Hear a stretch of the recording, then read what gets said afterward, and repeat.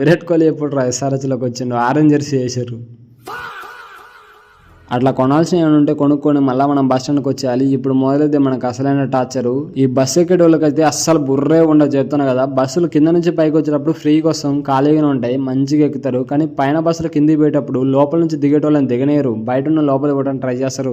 నిజంగా చెప్తున్నా కదా, మనకి ఈ సీన్ చూస్తే మెంటల్ ఎక్కిపోద్ది, యమ కోపం వస్తుంది, ఒక్కొక్కరు యమ కొట్టాలనిపిస్తుంది. ఏం చేస్తాను చెప్పండి, బస్సులు అన్నీ ఫ్రీగానే ఉన్నాయి, అందరినీ దిగనిస్తే ప్రశాంతంగా మన లైన్లో ఎక్కొచ్చు కదా. నిమిషానికి ఒక బస్సు ఉంటుంది. అసలు వీళ్ళు అట్లా ఉండనే ఉండరు. ఏదో ఈ బస్సే లాస్ట్, ఈ బస్సు పోతే ఇంకో బస్సు ఉండదు అన్నట్టు చేస్తారు. చెప్పుతో కొట్టుంటారు ఆయన ఇంకోసారి ఈ బస్సు ఎక్కితే.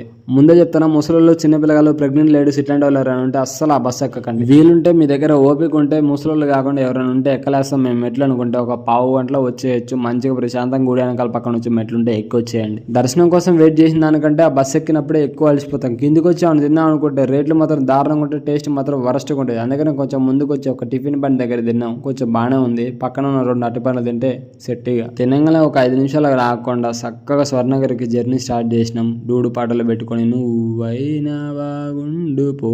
స్వర్ణగిరిలో నేను దర్శనంకి పోలేదు, నేను కార్లో పడుకున్న మా వాళ్ళు పోయి దర్శనం చేసుకుని వచ్చారు. దాని తర్వాతకి లేచి నడుచుకుంటూ వెళ్ళిపోయిన ఒక్కనే. స్వర్ణగిరిలో కార్యసిద్ధి హనుమాన్ స్టాచ్యూ ఉంటుంది, చాలా బాగుంటుంది. ఈ అంకుల్ ఎవరు లేని ఇంత ఎండలో కూడా సెల్ఫీ వీడియో తీసుకున్నాడు, గ్రేట్. కాలుగా అట్లా అంకుల్ మీకు ఎండలు బాగా కొడుతున్నాయి, అందరూ అటు ఇటు ఉరుకుతున్నారు కాలు కాలుతున్నాను. కానీ ఒక్క పెద్ద మనిషి మాత్రం మోకాల మీద మెట్లు ఎక్కుతున్నాడు. ఎందుకో తెలుసా, ఆర్సీబీ కోసం, హార్డ్ కోర్ ఫ్యాన్ అనుకుంటా.